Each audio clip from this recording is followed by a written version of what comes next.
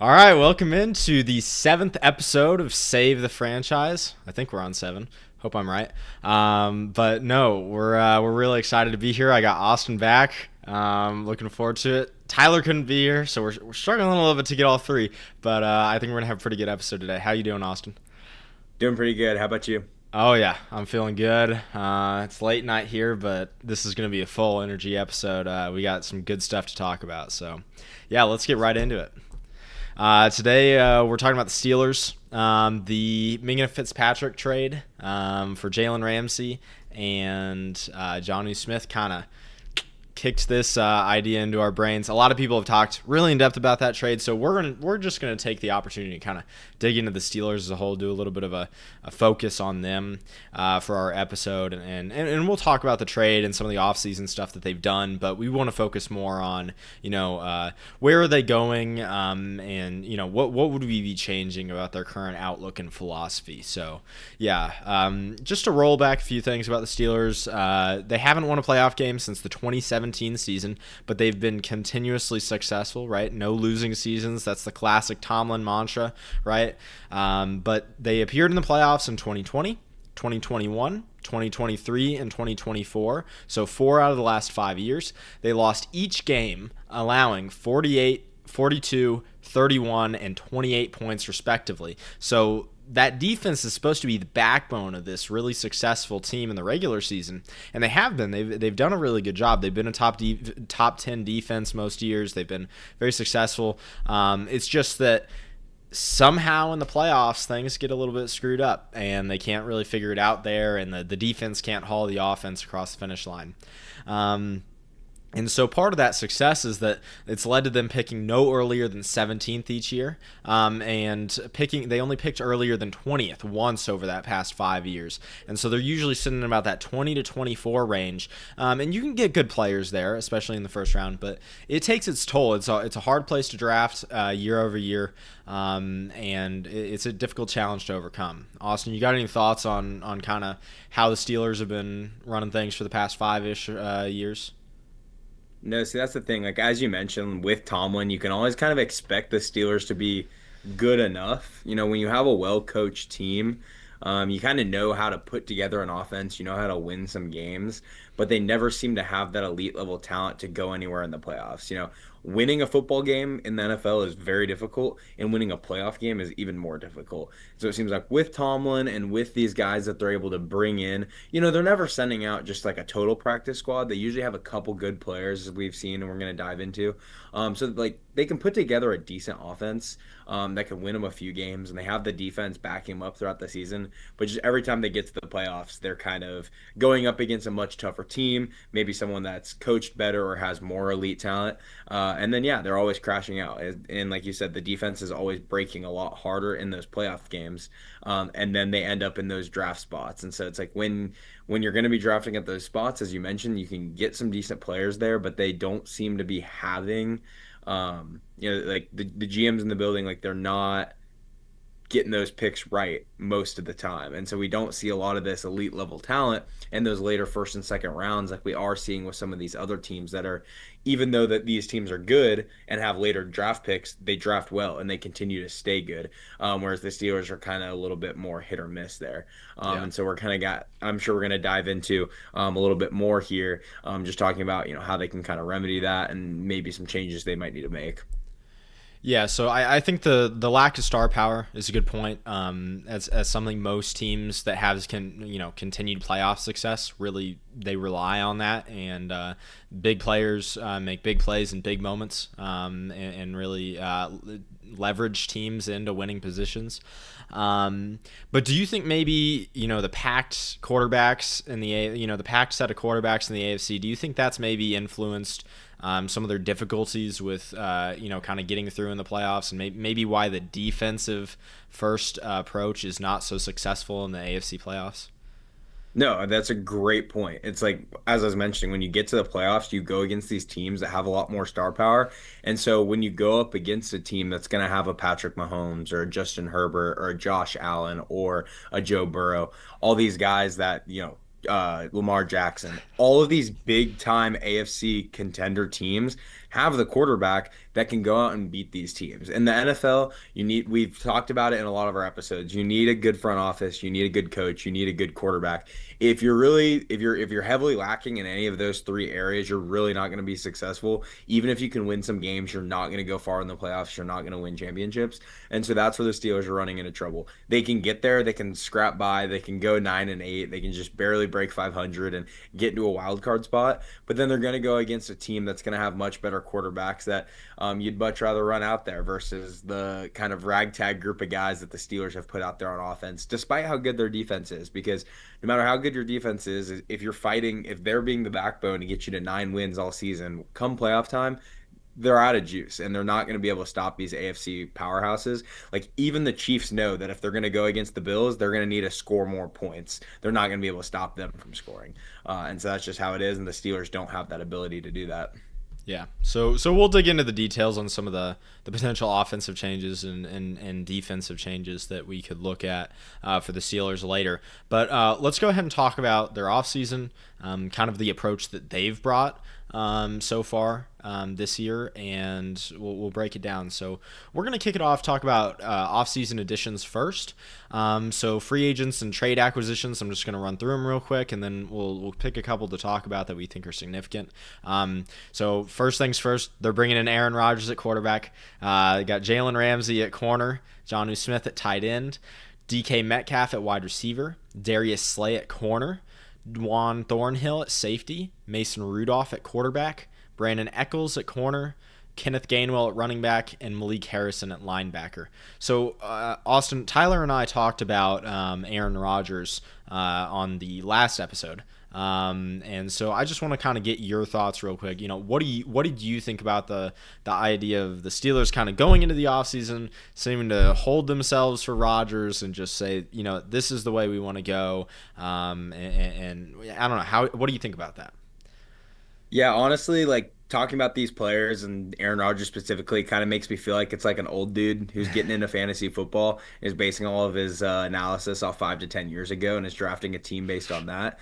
And if it's 5 to 10 years ago, man, Aaron Rodgers, great quarterback to have. I recently went up to Wisconsin to Green Bay, and Lambeau went through all of Lambeau Field and the Green Bay Packers Hall of Fame, and is really feeling the Packers' pride and all this history about Aaron Rodgers and everything he did for the Packers.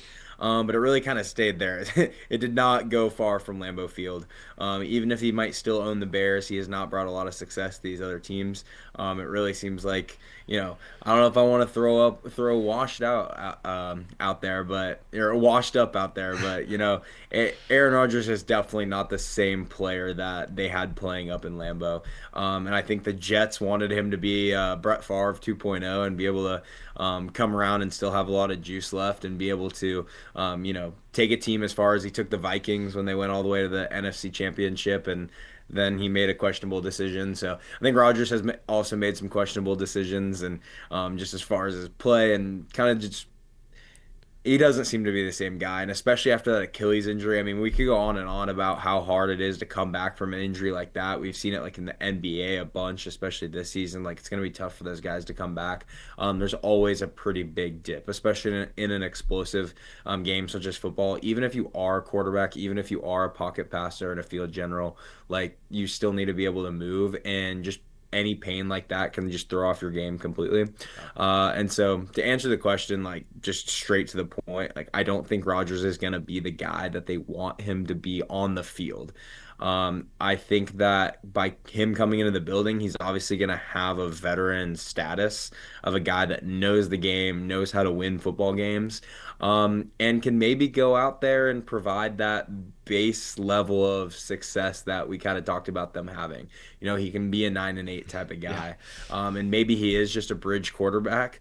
But I don't know. It really just seems like the Steelers' mo here with just kind of going with a guy that can win a few games. It kind of reminds me of what they did last year with Russell Wilson and Justin Fields. I'd love to also maybe get into their decision making with that one. Putting in Fields, pulling him, putting in Russ. Kind of interesting how that all played out. And again, it just seems like the Steelers can't escape this vicious cycle of quarterbacks that can do just enough. And I think Rodgers is really going to kind of end up being the same. But we'll see what kind of veteran advice he can offer for what is still not a super impressive QB room. Yeah. So Tyler and I both brought up the personality concerns and him potentially messing with team chemistry a little bit. Yep. Maybe a little bit of what we saw with the Jets. Do you think Tomlin's going to be able to reel that in, or do you think that could be a issue for the Steelers this season? Yeah, I mean, it could really. It reminds me of when Russell Wilson went down to Denver with Sean Payton. Like they did not mesh at all, and that seems to be one of the biggest issues, if not the issue that went down with that whole Russell Wilson success in Denver. And so that could be the same that we have here. It can be this Aaron Rodgers guy, Super Bowl winning quarterback comes to town, is used to kind of running the show. The Packers kind of gave him the golden key. Obviously all he had coach, had people in charge of him, but it's kind of like Tom Brady. He can kind of be, um, in charge of the offense and kind of running the team on that side of the ball, to a pretty big extent. But Tomlin takes a pretty big presence. Obviously, he really is that team, and so there definitely could be some butting of heads if Rodgers kind of comes in trying to be the guy, instead of kind of trying to take it one step at a time, kind of along with Tomlin.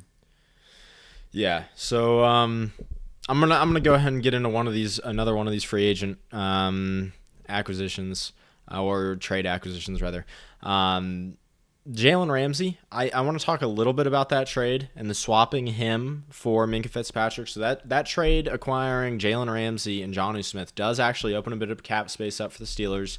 It absolves them of salary commitment next year, with Minkah Fitzpatrick. And so, Minkah Fitzpatrick was declining the past couple of years, and Jalen Ramsey has been on the decline. He's not the player. He's not the elite blue chip talent he used to be. However, I kind of think the Steelers might have actually gotten the better of that trade. I think there's a possibility that Jalen Ramsey playing in the slot is going to be a better playmaker, maybe a more able playmaker in the Steelers' kind of static defense, being close to the ball in the box, than where Minkah Fitzpatrick has kind of had to stay up in that role, and he really hasn't been able to roam much. And so I think you can make the case that swapping out Jalen Ramsey and Minkah Fitzpatrick, that's actually a net win for the Steelers. So I'm interested to see how that goes. Thoughts on Jalen Ramsey? Yeah, I don't know. I've gone back and forth on it. Again, like if this is like 5 years ago, you're like, oh, Jalen Ramsey going to Pittsburgh, what a move. And getting Jonnu Smith, like good tight end piece, like put him along with Freiermuth. It's like, pretty good move. But I don't know. It's like he hasn't been playing as well over the last few years. Has kind of jumped around a few different teams. We've still been waiting to see him like really get back to the all pro level that we've seen him at. Whereas Minka has been really good for the Steelers. I mean, he kind of has been the face of their defense. Their secondary has not been great, but without him, they would be abysmal. And so, like the combined force of Minka Fitzpatrick and TJ Watt has worked out really well for them, because of the fact that Minka is kind of that do-it-all, go everywhere player. Ramsey does not quite have as big of a toolbox, I don't think. And so I feel like the Steelers are limiting themselves a little bit with Ramsey. I feel like they liked the ability to move Minka all over the field. So we'll see. Yeah, it's gonna be an interesting one to watch for sure. The inverse situation in Miami, I, that's just gonna be a dumpster fire in that secondary. It's gonna be, yeah, play your fantasy players against Miami.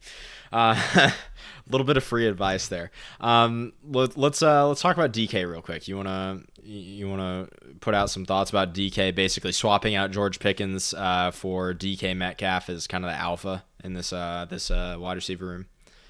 Yeah, I don't know. It's so interesting because I saw a meme, or I can't even remember how they were comparing it, but the Steelers really kind of just look the same now with just different branding than they did last season. They're just swapping Pickens with DK, like two like kind of known to be tough, like aggressive kind of NFL wide receivers, like getting some fights. We can talk about kind of the DK Jalen Ramsey beef here in a minute too. So I don't know. It's an interesting swap. I do think that DK is a little bit better than Pickens. Um, I've always kind of been waiting for Pickens to really take a big step up, and I don't feel like he quite has. Like he obviously has the raw athleticism, he has the ability, he definitely has the heart to play, and wants to win, but he just kind of always doesn't necessarily make the right decisions, whether that's, making a dumb decision and getting in a fight, or just, route breaks and being in the right spot and being able to help his quarterback make a read on his own. He hasn't quite reached that elite level. And I don't think that DK has either, but he's had a little bit less time. I feel like I've seen with the short amount of time he had in Seattle, feel like I saw incremental improvement, and I think that he was getting better. So I would say that I would rather have DK on my team, but I don't think it's really a huge difference, you know? They paid the price on the cap, though. I mean, they had Yeah. another cost-controlled year at Pickens, and they would have had to extend him, but probably not that much money. I think Yeah. I think the DK contract, any way you cut it, is a little bit of an overpay. Hmm. Um, so I struggle with that there, swapping him out for Pickens. I will say this: I think there's two things that make him better suited for Rodgers if we theorize that Rodgers can return a little bit to form, and it's that those quick in breaking routes in the short area of the field. I think DK's much better at that than Pickens. He's not Hmm. great at it, but he's much better than Pickens at it. It's something Pickens really struggled to develop, in my opinion. Um, and so I think that's going to work a lot better with Rodgers wanting to fire off the ball quickly and get the ball out. And then two, I think the way Rodgers likes to throw his deep balls, more over the top, over the shoulder, rather than to the back shoulder jump ball, I think works out better for DK than it does for Pickens. So that's my case there for swapping them out. I don't think it's worth the DK contract. I wouldn't pay DK that much money. I don't think he's that level of a playmaker. I think you can get DK like players and replace him with much lesser financial obligations. So Yeah. yeah. No, I definitely agree with you. Like I said, he's like he has the ability and like he has shown improvement, but he's not yet that elite player. And any any like top tier rookie wide receiver could come around and instantly be better hmm for So you, much cheaper. Yeah, I'm with you. So let's talk about draft picks. So in the round one, they drafted Derrick Harmon, defensive tackle. Round three, they drafted Caleb Johnson, running back. Jack Sawyer, edge in round four. Ya Black, nose tackle in round five. Will Howard, quarterback in round six. And then in round seven, they drafted Carson Bruner, linebacker, and Dante Kent, corner. Any of these picks really stand out to you as potentially a year one impact, or maybe it was just really good value or something like that? I mean, I think Derek Harmon was a decent pick. Again, it's like they're always picking in that later round. It was probably the best way to go there just based on who was available at that time. But I do wish that they would have went offense at that point. So that is my gripe that they didn't go offense. Someone that can go next to DK, can help out Aaron Rodgers. But I think at that position, it was a good pick. He kind of tore it up at Michigan State, really made a name for himself, especially this last year. So I think it's a good pick. I think he'll fit in pretty well. I think he'll be able to match nicely with TJ Watt, really help them out up front, other than just him. Two pass rushers is better than one. And so I think it's a good solid pick. So let me throw this out here for you. Okay. So they took Derek Harmon at pick 21 in the first round. Mhm. 6 picks later, Malachi Starks goes 27 to the Ravens. If they knew then and there, which I'm sure they didn't, to be fair, but if they knew then and there that they were going to trade Mink Fitzpatrick and get Jalen Ramsey and Jonnu Smith back, would you have picked for them Malachi Starks there in the first round at 21? Yeah, no, I honestly would because, like I said, by losing Minka, like you're losing a player that can play safety. And as much as I hate the UGA Bulldogs, Malachi Starks is a really good player. Can really fly around, pass defenses, interceptions, returned a couple interceptions for touchdowns, I'm pretty sure. Like Hugh definitely was playing very well. You know how I talk about SEC players that play well under the lights, and I think that he's going to be really good. And so, they could have used him if they knew that they weren't going to have Minka because, having Minka on the field, he fits that role and you don't need to double up. But I agree with you. Now switching over to Ramsey, you already have TJ Watt up front. You have Ramsey out wide in the slot. If you can put Malachi Starks at safety, I think that fits really well. I agree with you. If they knew then what they know now, they probably should have went that direction. Yeah, and it's a little bit of an unfair scenario, but yeah, just looking at it, I think the Derrick Harmon pick is just almost desperation to create some sort of juggernaut unit that can carry the whole team, and just make the defensive line unstoppable. Which, granted, I think there's a very slim possibility that maybe you could have that sort of generational season, but I'm never going to bet on it, especially with aging players. So I see where they were going with that, with really trying to get a juiced up 3-tech, but man, it's not. I didn't think it fit them that well in terms of long term team building. I'll throw out there. I actually liked the Will Howard pick in round 6. I thought that was a good dice roll, and honestly, I think I would have rather they just rolled with him or Rudolph, whoever could have won the battle, and kind of tanked their way through. But we'll talk about that later. But I actually liked Will Howard as like a dice roll. Like he's got enough tools, and he's got enough pedigree that like I think it's a worthwhile gamble. Yeah. No, dude, I completely agree. I couldn't believe that Will Howard slid that far or that they got him with that good of value in the 6th round because I mean, the way I look at it is Will Howard could be a guy like Tom Brady, except had more college experience.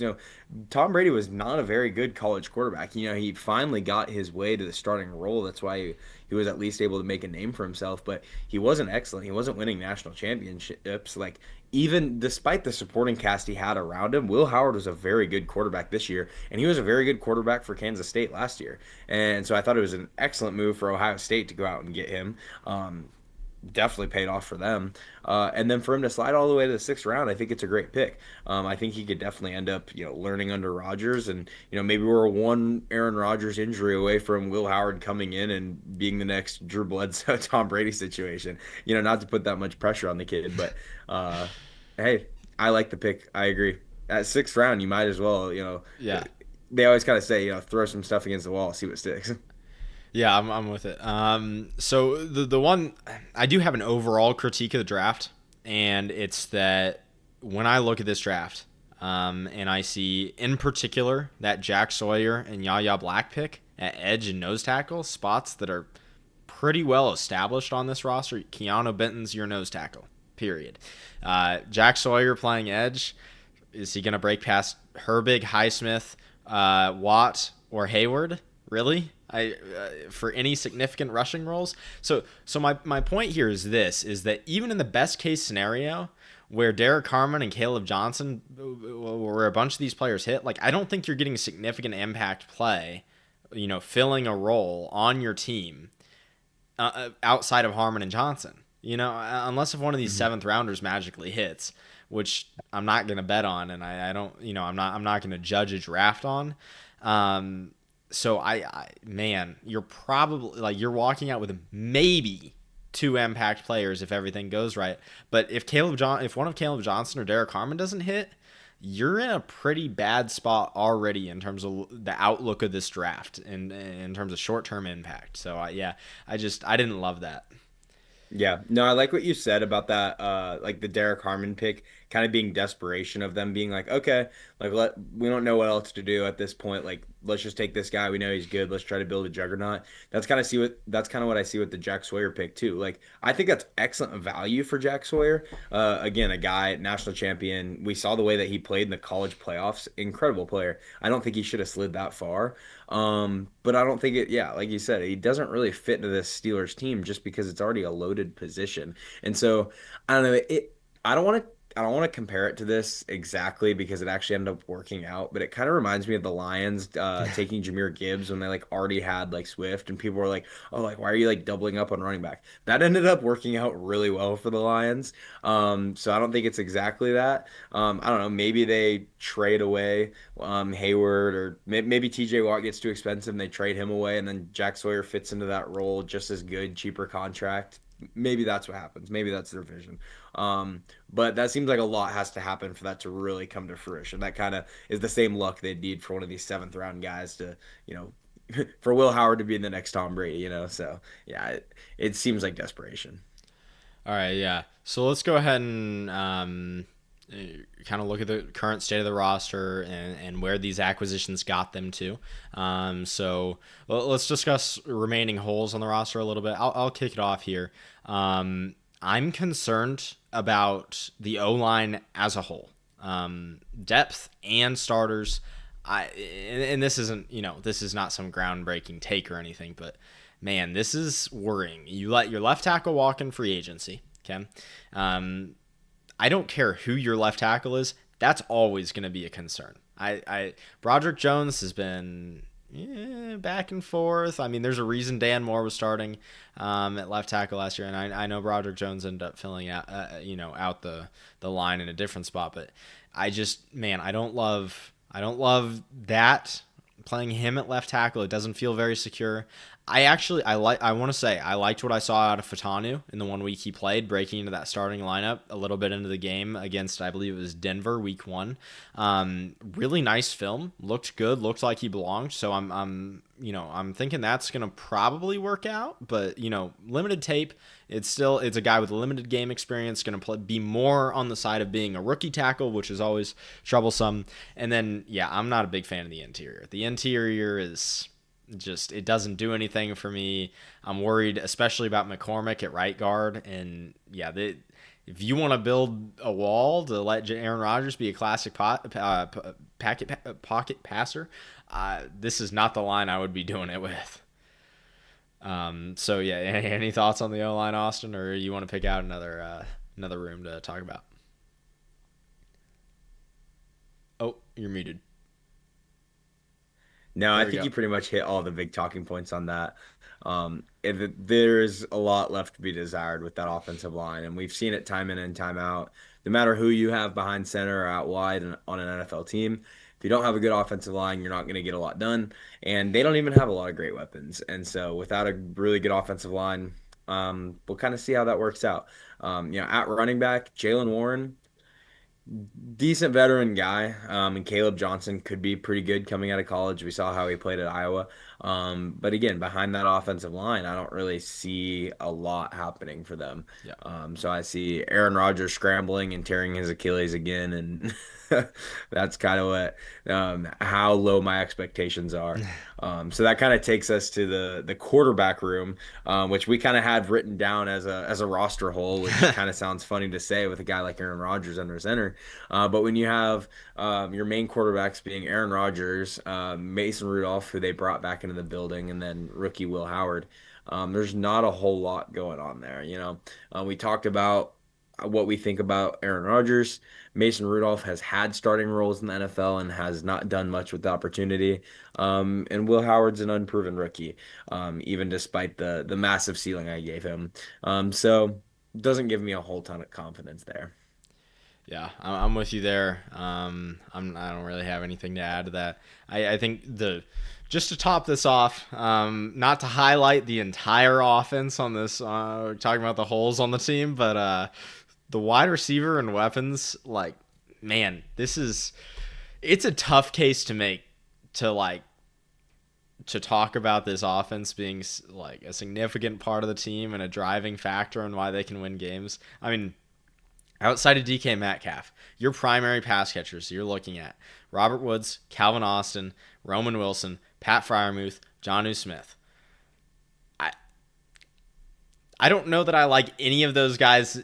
I don't even know that I like any of those guys being the third option in a pass catching team. Maybe Freiermuth. I like Freiermuth. I have him in Dynasty. I like Freiermuth. I just want to be clear about that. But the upside's very limited. Like the playmaking ability is very limited. The 1-2 better be pretty good in my opinion for me to be like happy about him being my 3. And yeah, so not only do I feel like they don't have a real 2, I don't think they have a real 3 either that's really going to make a difference.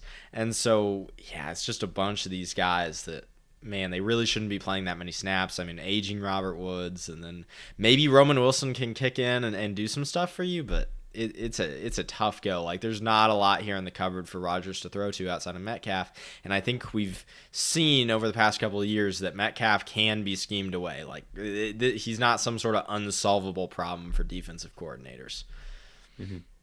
Yeah, no, I agree. Like, really, the only thing saving that, the only thing saving running back from being thrown in that same conversation is is like taking that Caleb Johnson pick. Like, I think he was the right guy at the right position, but he's still like a rookie, and so even if he, maybe comes out and plays just as good as he played at Iowa this season. But even despite that, we have those issues with the wide receivers, like you mentioned. I agree. Robert Woods' age is an issue. DK Metcalf is not destroying many coverages. So yeah, they don't have a lot of true, you know, you could say Metcalf's the number 1. I don't know if he's a true number 1. And like you said, not really a true 2 or 3. So there's just a lot of holes. Yeah. I think maybe you can use Jonnu as a little bit of a yak guy and kind of give the ball to him and let him go, which is nice because I think with that acquisition, I'll say, like, there wasn't anybody else on the roster that I really liked that with. But I don't know that you gained that much utility out of 2 tight end sets. I mean, you already had Darnell Washington for 2 tight end sets. He could do enough there that I don't know that the addition of Jonnu is going to be as impactful as some of the media people are prognosticating. And I think we have a little bit of an inflated idea of what Jonnu Smith can do after a season in arguably the most creative offensive designer in the league's system. And so, yeah, I think people are overrating that addition a little bit. So any other big holes on the roster you want to talk about? I have one more I want to get to, but if you want to hit something else, go for it. No, jump for it. Okay, so I want to talk about the cornerback depth because they did round out the cornerbacks. It's been a thing for years. We've been talking about Steelers cornerbacks for years, and then they finally got Joey Porter Jr. and it's like, all right, they got their number 1. He's a press guy. He can play the alphas. Like, he's got that sort of mentality. Great. I'm a big fan of Joey Porter Jr. He's the set it, forget it. Awesome, we're good to go, unless if he gets injured, but no reason to think that's a high likelihood or anything. Your other 2 corners are Jalen Ramsey and Darius Slay. And just being frank, they're both old. Injuries could come at any time. It would not surprise me. Even just isolating their play, I think you can argue that Slay's plenty good to be a corner 3. So I'm not even going to talk about their play. One of these guys gets injured, you've got a problem. And you've got a big one. I mean, the next guys on the roster, I got to be honest, I don't even know that much about these guys, and I know plenty of NFL players. But man, I mean, when you look at names like Beanie Bishop Jr., James Pierre, and Corey Trice, I do know Corey Trice, but yeah, it's not a good place to be. Like, this could go downhill very fast, even in a very nice static zone, like disciplined scheme that the Steelers have. Man, that is not a good place to be. So, yeah. Yeah. No, I agree. Again, 5 years ago, man, Jalen Ramsey and Darius Slay, what an incredible secondary that they have going along with Joey Porter Jr. there. But yeah, not at this present day and time with those guys aging out. Darius Slay really was disappointing, I think, in Philadelphia. They bring him over to Pittsburgh. We'll see. Yeah. I think dude was like, he stalled Father Time as long as I think it's possible to do as a corner. If he does it anymore, I'm going to be real impressed. So yeah. I think you saw this crack starting to show last season. So we'll see if he's got any big plays left. Yeah. So let's get into this. Let's just identify some breakouts that could kind of Let's go. Let's identify two breakouts that we could maybe hypothesize would provide like a big boost to this team in an unforeseen way. Something we're not necessarily accounting for. Every now and then that happens. You get a blue chip coming out of nowhere, some guy bursting onto the scene and totally transforms the way the team can play and operate, and just makes up for the rest of the roster. So can you pull one of these guys out, and what do you think about the chances of them breaking out, and two, what that could do for the team potentially in a best case scenario sort of light. Yeah, I mean, honestly, we've talked about the wide receiver room. I think the name that they really need to break out is Roman Wilson. Comes out of Michigan, pick 84, round 3 last year in the 2024 draft. But hasn't seen a ton of playing time, hasn't been used a whole lot.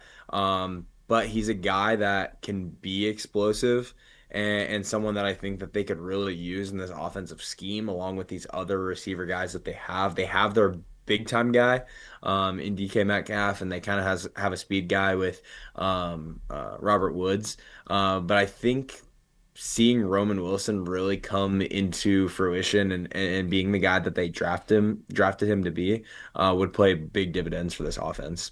Yeah, I agree for sure. I mean, and that's the spot where they really need someone to break out to, as we talked about. Like that's something they really desperately need. I'm gonna throw this out here. I already mentioned this guy. I really liked watching him past couple seasons. Joey Porter Jr. I think there's a chance that this secondary could kind of be saved by him emerging and making it all finally click, maybe through some tips from Darius Slayer, Jalen Ramsey. I think that's going to be a boon for him to be able to talk to those guys and get tips from those guys. But if Joey Porter Jr. could kind of emerge and become just a real lockdown corner, that could give you a big asset in terms of, really controlling and dictating what opposing offenses are doing and allowing your pass rush to succeed much more by kind of closing off some of those quick win options and with Joey Porter Jr. And then I think that also helps the rest of your secondary holistically as well, obviously, because you can kind of slide coverages a little bit away from Joey Porter Jr. and let him play as an island. So if he could emerge there, that could kind of allow that back end, that back seven to play at a much higher level. And so that's kind of what I'm looking at. So yeah, let's get into this current state of the roster. Let's get into just to wrap this up. Do you think there are any game wreckers or blue chippers on this team besides TJ Watt? And just a reminder, he's turning 31 this season, right? So any point this fall off could kind of be coming with him as well. But do you think there's any game wreckers or blue chippers on this roster besides him? I mean, I feel like it's the next guy up, in my opinion, that really needs to be that is DK Metcalf. And we've talked about it. Like, I think he can be. He's a great player. He has all the metrics he needs to be a good player in the NFL, and he's shown it at times. It's just all about consistency. People always talk about it in golf. Any guy can put the ball in the hole and he can do it in a short amount of strokes, but the pros can just do it very consistently. Any guy can catch a football and put it in the end zone, but can you do it consistently? And so I think that that's obviously the type of player that they traded for. That's who they want DK Metcalf to be. And I think he can be that. It's just whether or not he takes a step forward or step back there in Pittsburgh. Yeah, I'm totally with you on that's what they signed up for when they traded for him and they paid him that. I'm with you 100%. I think I'm a little bit lower on DK than you, even though, in terms of the reality. And yeah, I don't see he just doesn't do it for me. Game wrecker maybe against certain teams, but you want to talk about playoff competition? I don't think he's going up against any of these top AFC defenses and doing anything significant in terms of breaking a game open. And I certainly wouldn't view him as one of those blue chip, like any game, anytime he's got this lockdown, he's going to be a productive part of your team. And so, yeah, when I look at it, I think it's really just TJ Watt. And that's a tough place to be. 31 years old, struggling. We'll see if he can keep this going. But, yeah. Yeah. Well, and it makes me mad, right? Because I feel like if you had asked me 5 days ago, my answer would have been Minka Fitzpatrick. But the swap, I don't really want to say Ramsey yet. I feel like Ramsey has something to prove still. He's taken the step back when he's like, okay, can he be a game breaker? We'll see. Yeah. All right. What do you say? Do you think there's anyone else left? No, I think maybe I think your next closest guy is Highsmith, who Yeah. I think he's a step down from a blue chip, but he just doesn't quite have the oomph to really be a blue chip in my opinion. You know what I'm saying? Like We need more I oomph. great player. I love him, but yeah, it's he's not a blue chip in my book. And so yeah, I struggle to see it. I think Ramsey's your next best case in my opinion. It's him or Metcalf to be that sort of continuous difference maker. And I mean, But in the same discussion as Metcalf, it could be Rodgers too, right? Like maybe Rodgers comes out and he's like, "Oh, I'm back. Like I am Aaron Rodgers." But it's the same discussion with DK Metcalf. It's like, can he prove himself? right, yeah, and I guess it's fair to mention him as a potential that like we've seen him do it. He could be that. Man, I'm not betting on it. Me neither. All right, let's move on here. So it's verdict time. Okay, so we talked about what they've been doing, what they've chosen to do this offseason. Okay, so did the Steelers finally position themselves for contention this offseason, or have they just kind of been doing a little bit more of what they've been doing? What's your verdict here? Nope. It's just the same. Everything we've talked about goes it just seems like last year's like offseason, made some switches but didn't really change anything, drafted some guys but didn't really get anything, and they're just throwing quarterbacks at the wall and seeing if it sticks. It's really the same team with different names. Yeah, I agree for sure. I think they've pulled a higher volume of levers this offseason than they have the past couple off seasons. Yeah. But I think that just digs them into a little bit more of a hole, to be honest. Yeah. They're definitely they're trying and exploring, but man, I don't see it. And just a reminder, like we've talked about some of these additions, like there's some big names. But like we talked about, they lost Fitzpatrick, they lost Pickens, they lost Dan Moore, and they lost Najee Harris. It's not like this was just some sort of additive offseason. I mean, they lost pieces, and most of those big moves were just replacing what they had and then filling a massive. I'm sorry, they also lost Russell Wilson, their starting quarterback. So and Justin Fields, their backup. So yeah, I mean, it feels like most of those levers they were tapping into was really just replacement moves. And I mean, even bringing in Ramsey, that was replacing Fitzpatrick. So the real additive moves were adding in Jonnu Smith and Jonnu Smith, Darius Slay, and Juan Thornhill, which isn't that inspiring. So Yeah, I mean that's the first time we've mentioned Juan Thornhill in this episode. I mean, again, another one of those guys that kind of like DK, maybe another step back, where it's like could be really good, could really help your team, and it definitely helps fit that like safety role that they've been needing. But he's definitely not Minka Fitzpatrick. yeah, So, like you said, it's he can be a cog in a really really good defense. I mean, we saw that yeah. in the Browns, great year 2 seasons ago. But he's not gonna. I don't think he's gonna make anything really go. So Yeah. He's not going to be your blue chip guy. yeah, so Austin and I both agree. Yeah, they're not even close to contention. I mean, you want to talk about breaking through the top 4 AFC teams, and then a pack of hungry wolves trying to come along and join those 4. I mean, it is not a good place to be. This is not nearly robust enough of a roster, or nearly creative enough in terms of the way they're moving through their schemes in terms of being able to go toe-to-toe with the likes of Patrick Mahomes, Josh Allen, Lamar Jackson, and their rosters that are significantly better built than this, and so it's just they're not there. If they got to the Super Bowl this year, yeah, that would have to be, they'd have to make a movie within 2 years, I think. Yeah, I mean, I think the only way the Steelers are winning 10 or more games or even a playoff game this year is if Aaron Rodgers is actually still good. And when I say still good, I mean consistently making good throws, still has a decent amount of mobility, and is leading his team instead of dragging Yeah. his team. I think that either Jalen Warren takes a huge step up or Caleb Johnson actually pans out. I think DK Metcalf becomes what they traded him to be traded for him to be, and maybe one of these other guys down below steps up to be another like true wide receiver too. And then you need all these secondary guys to actually mesh well together, and like Ramsey to play to the level that Minka can play to, and Porter Jr. to keep it up. And that's just so much to ask Yeah. for. So many dominoes would need to fall. Yeah. It's not good. So we both agree they didn't get there this offseason. So now it's time to talk about if we're gonna tell them they did it wrong. What would we do differently? And we're gonna format this a little bit. This is gonna be a little bit of a conversation, but we're gonna format this a little bit more as overall long-term philosophy, not just this offseason, because I think a lot of the shortcomings have been the draft issues in recent years and some of the just general approach to what this team is and what they're trying to accomplish.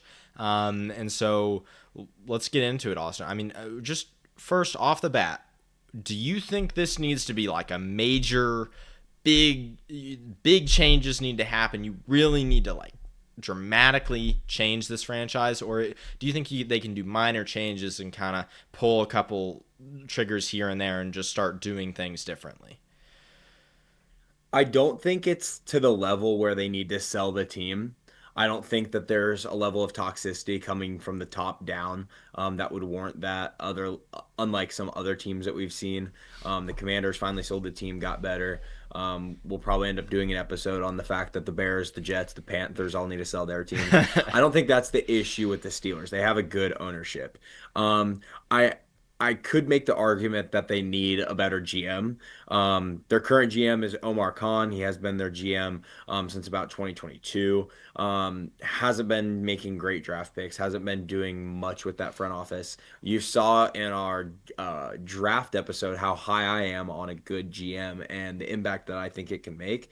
I don't think he's necessarily cutting it. I think it's a cutthroat business. I think GMs that aren't producing get replaced very quickly. And I think it might be time to really kind of consider that. And then after that, it comes down to Mike Tomlin. And what Mike Tomlin really reminds me of is like the boyfriend that someone doesn't want to break up with. He's kind of like a nice guy, but isn't really adding much to the relationship. And they just don't want to break up because they don't want to like deal with like finding someone new or just the annoyance of it. And so they just kind of keep going with him at season in and season out. And it's like you just get your 9-8 season, and that's what it is. It has been the meme. It's going to continue to be the meme, because I think Tomlin is a good coach. I think he knows what he's doing. He's not stupid. He makes decent decisions. He's made some fairly questionable decisions the last couple of years. But unless they're getting him some like actual star power that can really make a name for themselves, he's not going to be able to take no-name guys and make them great.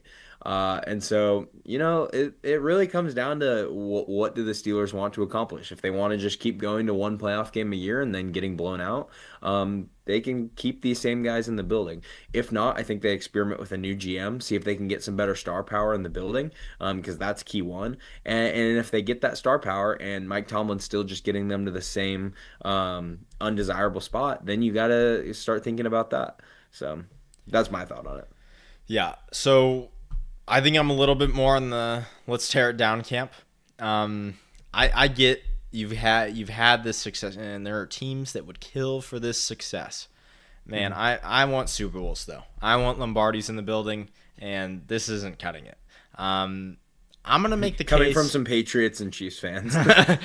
Fair enough. I'm gonna make the case for trading Tomlin. I think it's a fascinating scenario. I'm certainly not the first one to think of it. All due credit to those who have come before me. But I'm going to make the case for trading Tomlin because I think there's several key factors here. One, I think the market would dictate that you could get at least a first out of him, probably a first and change out of trading Tomlin to some of these teams. Okay, I mean he's got a great reputation within the league. He's 53 years old. Like this is not a guy you typically move on from, but. And this is why I'm gonna really say I'm kind of in on this idea. I think you need to tear down the roster. I think it's too dilapidated. I think it's falling apart. I think you need to sell TJ Watt while he has value. I think you need to sell some of the other players like Highsmith while they have value, and kind of really just go at it and take away the heart of this team in order to get the sort of resources you need to one, rebuild, and two, go after a legit quarterback to finally fill Big Ben's shoes. Okay. And so I think when I look at it, in order to do that overhaul from a roster perspective, I don't think you can keep Tomlin in the building. I think keeping the coach in the building while you're doing an overhaul, it ruins the coach's credibility. It makes it so that they can't kind of be on the player's side. I think when you bring in a new coach and do it, you can it's easier to have that separation of GM and head coach and play it off and have the players understand that, like, the coach is fully on the players' sides. Like, he doesn't want this to be happening, but this is the direction ownership is going. This is what they've decided is best. The coach is going to do his best to make it work. And I think the way you have to play those dramatic overhauls and rebuilds is you need a new coach in the building, and so that he can be firmly on the player's side and just be separated from that situation. And so I think because you need to do that, I don't think you have to move on from Tomlin, but I think it's the best move, and it helps you get some of that war chest to get that quarterback and refresh the roster with rookie contracts. And so that's kind of my case for trading Tomlin. I think it legitimately makes sense. I think there are teams out there that would do it. I think the only big hang-up is how much does Tomlin probably not wanting to leave Pittsburgh impact that? How much does that impact his trade value? But I think that would be more of just like he would get to dictate his landing spot with that resistance and PR than so much more than like really limiting how much draft capital you would get out of it, or even whether or not you would be able to do the move. So I will comment just real quickly. I think in real life, the Steelers organization is so honorable, unlike myself, that they would never do that. That they would see Tomlin and everything that he's done for them, and they would just release Tomlin and let him pursue his own. If they wanted to get rid of Tomlin, they would let him pursue his own. Negotiations and all that, and let him find his spot. But yeah, I would trade Tomlin. What do you think about that, Austin? Yeah, no, I don't think it's a bad decision at all. I also like your idea to trade TJ Watt while he has value. I can kind of see it relating to quite a few other decisions we've seen in the NFL where a bad team trades a good player for value. Some of them have used it poorly. Cough, cough, the Panthers. I don't know if sending McCaffrey to the 49ers really worked out for them. But he's not going to be doing much on that team. He's just kind of wasting himself away. And I agree with you. They're kind of an honorable franchise. So if you have this good guy that we're kind of holding back and he can go somewhere else and have some success, sure, go do it. And so it's kind of the same thing with like Mike Tomlin, where it's like, he's not providing a ton, and maybe you can just get the value out of it and turn it into something else, especially if it can be like a first round pick to one of these crappier teams. Maybe a team that already has their quarterback but still has a high draft pick and just still is struggling. Maybe you can send him over there and get one of those higher draft picks and get your quarterback of the future, like you mentioned. That's the way that I could see it working out the best for them. And I don't think it's a terrible. I don't think it's a terrible decision. Yeah. What would you say is the overall package that the Steelers would probably want in exchange, really, to send Tomlin to one of these teams? So real quick, let me just jut in and say one thing about the TJ Watt thing. Is there are trade rumors swirling right now? I just want to say that's stupid. To do this offseason and try to go contend, to do that right now and then you don't do anything else. Trading TJ Watt is the most abysmally idiotic thing I've ever heard of. Like, pay him whatever he wants. You still have $25 million in cap space. If you're trying to contend right now and you're trying to make this team work, trading TJ Watt is indefensible with the rest of the offseason moves. Like, it's terrible. But if we're going to tear it down and rebuild and get rid of all this stuff, yeah, let's trade TJ Watt. So, yeah, let me talk about the Tomlin package a little bit. Like I said, I think it's a first and change. I think you're looking at a first and then like a third or fourth rounder if you really sell it and market him. I just think there's so many teams out there that like need the culture so badly. And so that's where I'm going to turn it back to you, is like to emphasize his value is like, if the Steelers decided to get rid of Tomlin and trade him, how many teams, if you were their owner, would you be like, hell yeah, let's send a first and more for Tomlin? Let's run through them. Would you do it if you were the Titans? If I was the Titans, dude, I don't know if I trust their coaching decisions letting Vrabel go. I already kind of let my opinion loose on that one. But like if I were them and in their position, yeah, I think so because Okay. I view Tomlin again, as I mentioned before, as a guy that with some pieces can succeed. That's how I think it Yeah. would go down. I feel like the Titans have some decent pieces. I feel like Cam Ward is going to be a decent quarterback. I feel like, Tajay Spears, young running back, could be good. Wide receiver room, not incredible, but again, could be good. Yeah. I feel like that would be a good fit for Tomlin. All right. Would you do it if you were the Giants? I don't know if I'd do it for the Giants just because I don't think Dable is the problem. I think the That's fair. Giants owner, I think the management is the problem That's a fair there. point. All right. Would you do it if you were the Browns? Would you kick Stefanski to the curb and bring in Tomlin? Nope, I like Stefanski. I don't think Stefanski's the issue either. Again, I think that's management. All right. Patriots?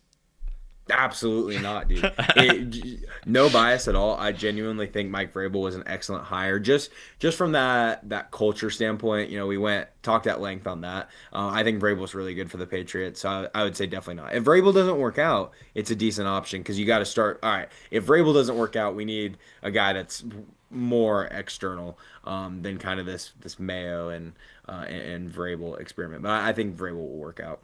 All right. How about the Raiders? So kind of similar coaches, in my opinion, between Tomlin and damn it, Pete Carroll. But you're getting one like 20 years younger. What do you think about Yeah. that?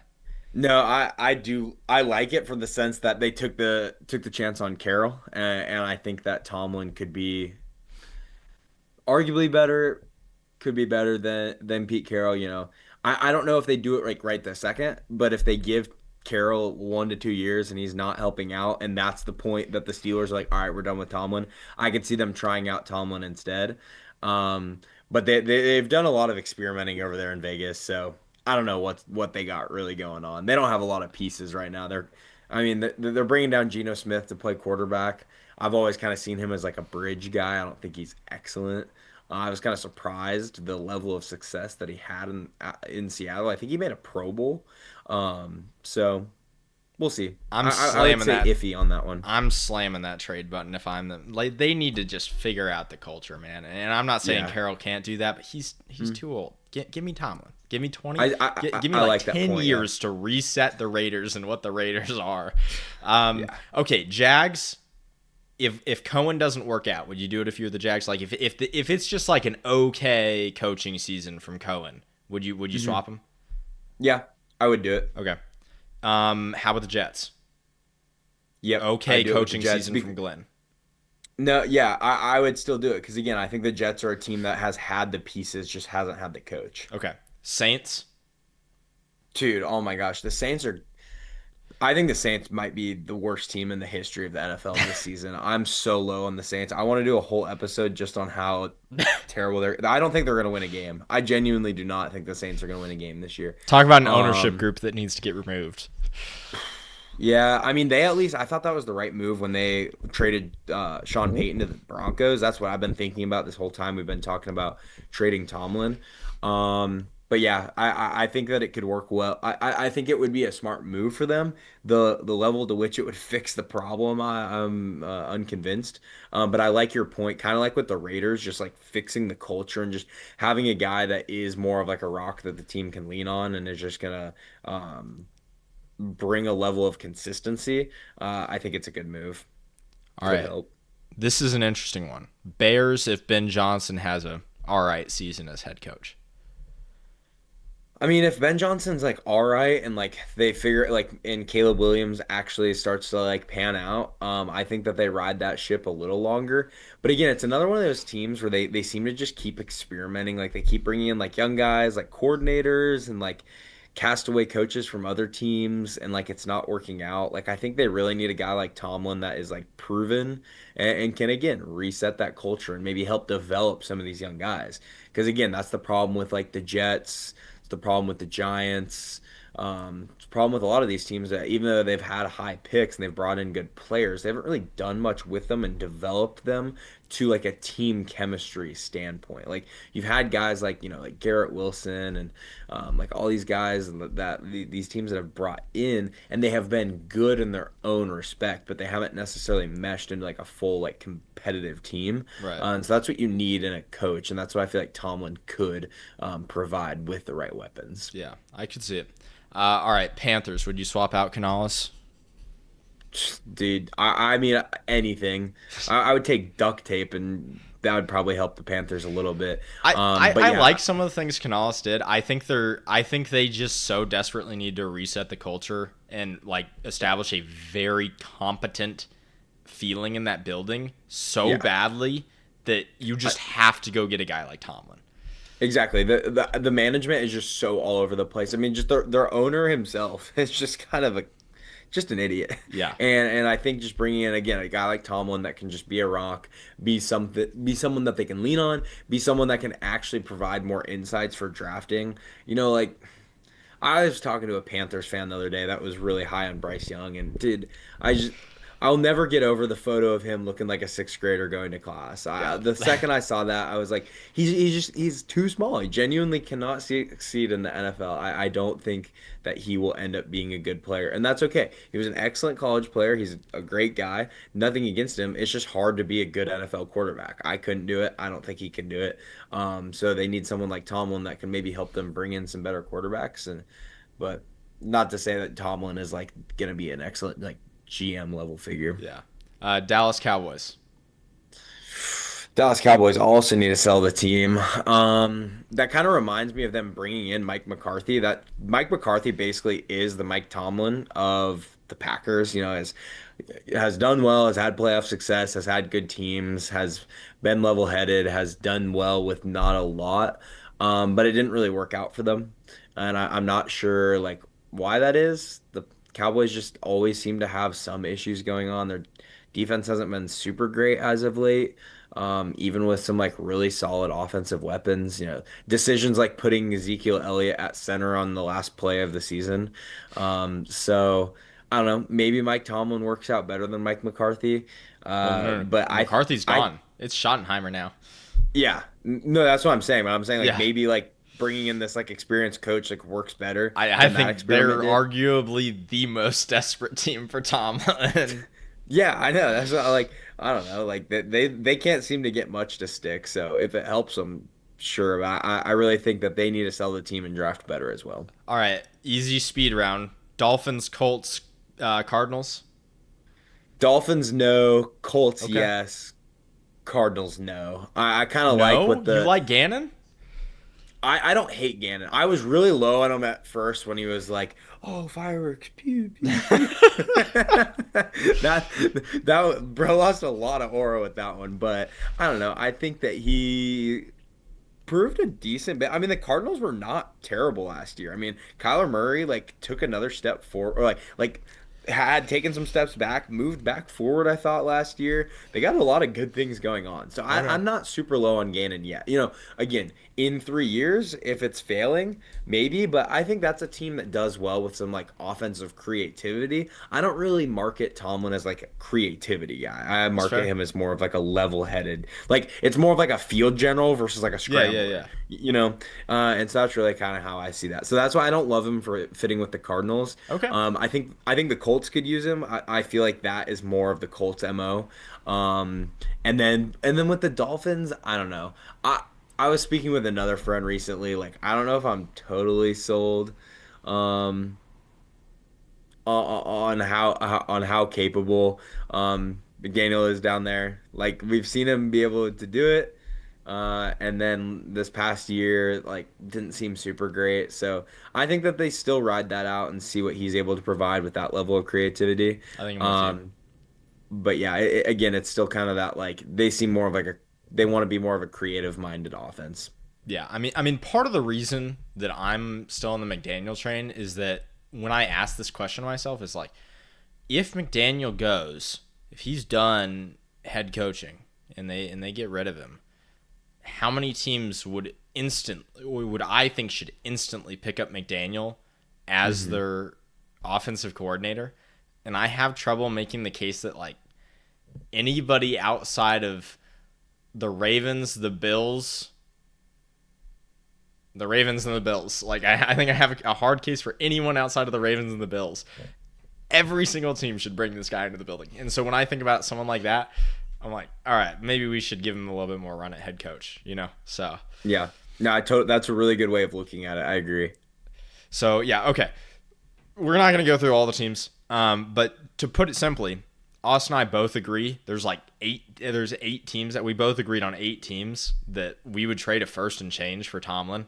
You know, Hmm. I mean, I think the market's there. I think you could really, I think you could get a first and then maybe a day 2 pick, you know, middling day 2 pick for Tomlin. So yeah, to answer your question in a long-winded way, yeah, that's what I think you can get out of him. Yeah.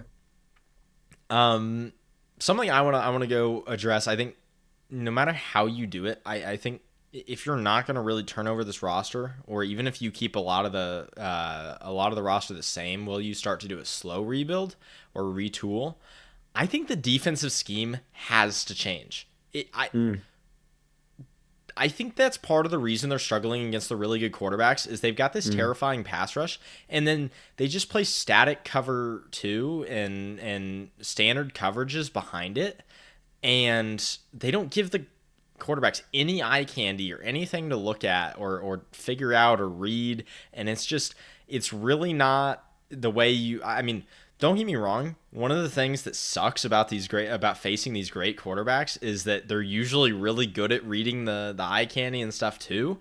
But I think we've seen time and time again when you don't give those elite quarterbacks anything to look at, anything moving post or pre snap, they kill you time and Hmm. time again. It might take a couple drives for them to figure out what you're doing and how they're going to combat it, but they're going to find the holes in that scheme and they're going to throw at it and pick at it all game long. And so yeah, I'd love to see them swap out this defensive scheme and maybe that could finally get you over the hump in terms of the defense being able to carry the offense through a couple playoff games. Yeah.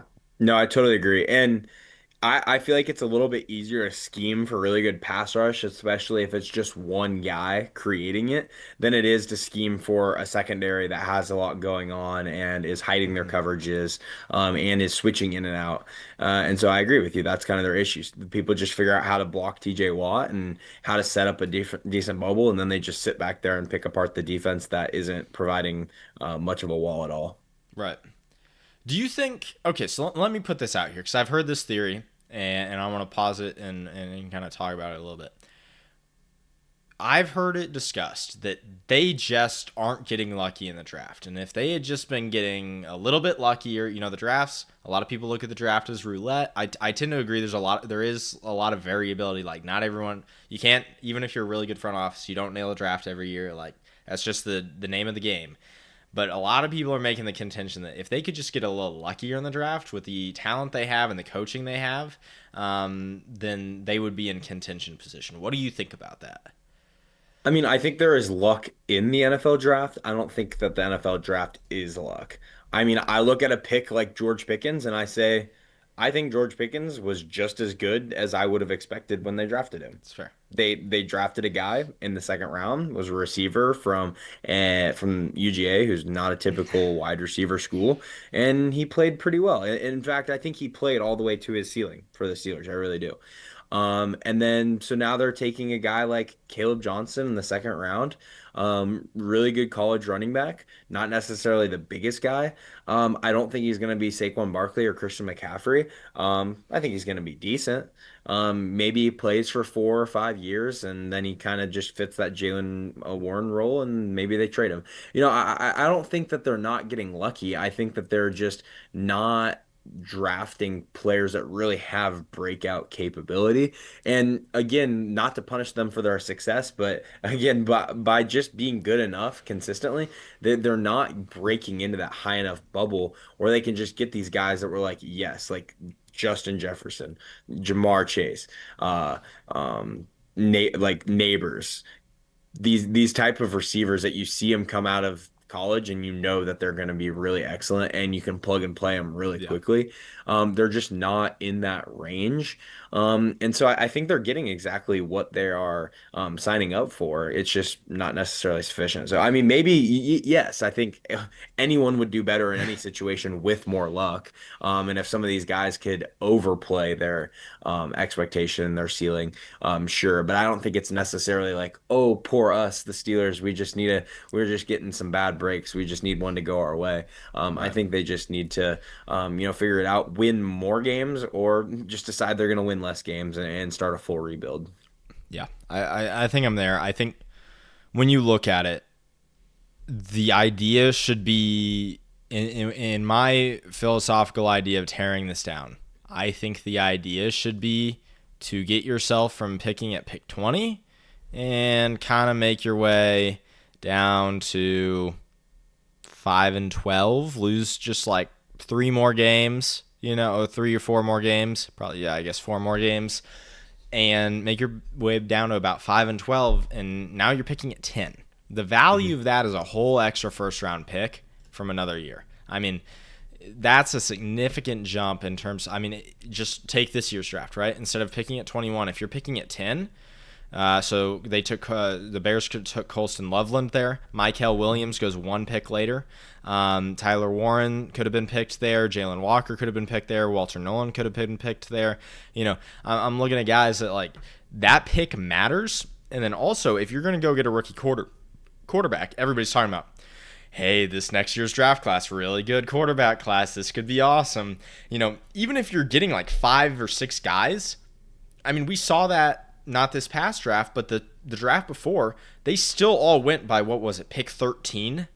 I mean, so if you want to stick at 21, you're going to use your future draft capital just so you can go pick the last guy in the group if you do happen to get lucky enough to go see a 6 quarterback group, And so like you need to be up more like 10 if you want to really take a rookie quarterback. It is just the way it is. I mean, unless if you're going to get one of these bargains like Mahomes falling to 10 and you're going to trade up into that, or you're going to get Lamar Jackson falling to the back end, or Jordan Love even, to talk a little bit lower end. I mean, unless you're going to get lucky like that, which the NFL is getting better and better at not letting those players slide down, I don't see it. I mean, you need to get that draft pick up. Yeah, I agree. All right, let's go ahead and do closing thoughts. Anything we didn't address? Wild card. Feel free to choose anything. What do you want to end the show on? No, I feel like we really kind of made all the points that I wanted to make, looking at both sides of the ball, and ownership and coaching, kind of looking at what could happen this season, and if that doesn't happen, kind of the directions they can go in the future. So I'm excited to see how it works out. It is an interesting team. I was excited to see how it went last year, and it was interesting. I have thoughts on the decisions that they made, as far as Justin Fields and Russell Wilson and all that. So I will also eagerly await what transpires this season, especially how the Aaron Rodgers and DK Metcalf pickups kind of work out. Yeah, for just the sake of that, I wish they had kept George Pickens on the roster. I think they would have been eminently more watchable with DK Metcalf, George Pickens, and Aaron Rodgers on the same roster. Yeah, I think you want to talk about creating TV value out of an otherwise relatively boring franchise. Sorry, Steelers fans, I'm just telling how I feel, But if you want to talk about creating TV value out of an otherwise boring franchise, that's the way to do it. Hey, we didn't mention it. I am looking forward to some DK Metcalf, Jalen Ramsey fights on the same sideline. The same sideline. Can't wait to see those clips. Yeah, for sure. My expectations are Antonio Brown crash out. There you go. That's what I want to see. Yeah, if one of them isn't leaving halfway through a game with their shirt off at some point this season, I'm gonna be pretty disappointed. So, All right, the MTV Steelers. yeah. All right. Well, it's been a great episode. Yeah, I think we hit a lot of good points. I enjoyed talking about the Steelers. It's a good time. If you've been watching thus far, hit us with a like, subscribe, hit us up in the comments. I think we've been doing a pretty good job of replying to everybody. We've had some good discourse on some of our episodes. So yeah, hit us up. Let us know what you think, Steelers fans. I'm more than happy to commiserate with you, or if you want to tell us why we're terribly wrong and we should forget everything we know about football, go ahead, let us have it. Let's hear it. But yeah, thanks for listening. All right, here's to some more oomph from the Steelers next season.